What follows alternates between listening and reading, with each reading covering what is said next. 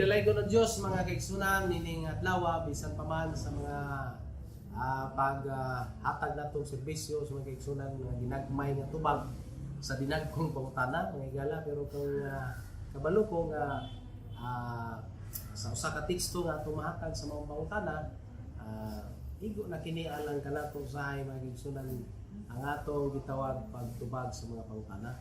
So dire dunay pangutana ni abot nga epektibo ba ang paghimog New Year resolution? So,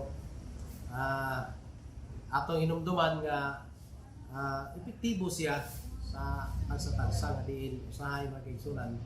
Ang ato lamang ginahimo usahay paghuman sa New Year, nawala na, pero para sa ako kung maghimo ka na mga kaigsunan, biblically atong himuon, pinaagi sa biblikan hong pamaagi diha sa pagbago nga kung moingon ka nga resolution nimo ang imong mga tinguha, ang imong mga kanabutong tumo nga magbago ka di lang sa usa ka adlaw, duha ka adlaw, kun dili ang imong pagbago gina proseso sa matag adlaw mga igala, dili kay sa matag tuig. Do layo naman ilang kada tuig ra ka maghimo og kuan. Tura ka sa New Year, mga kaigsunan, maghimo sa imong gitawag pagbago.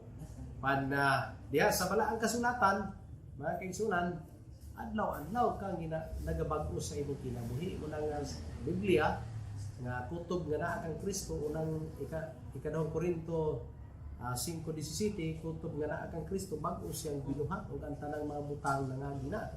Ug matod pa ni Apostol Pablo, ang iyang ginahimo mao ang pagtalikod o kalimtan niya ang tanang butang.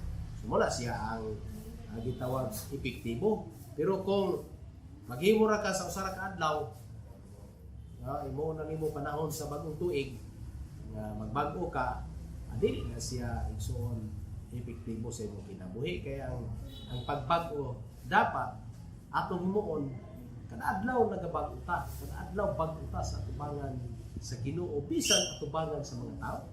Nga mahimo maguna siyang plastikan mga kaigsunan o piki nga pagbago sa tao nga nagbago siya tulod lang sa usa ka adlaw. Pag-abot sa human sa bagong tuig, wala na. Nikapat lang og mga pila ka adlaw.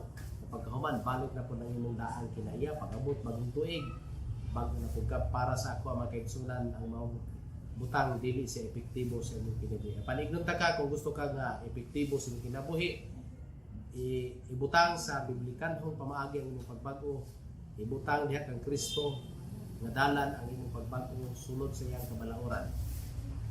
Timan igsuon epektibo nga pagbago sa imong kinabuhi kung ikaw magalakang diha sa pagsulod sa mga proseso, sa mga pamaagi sa pagbago diha kang Kristo.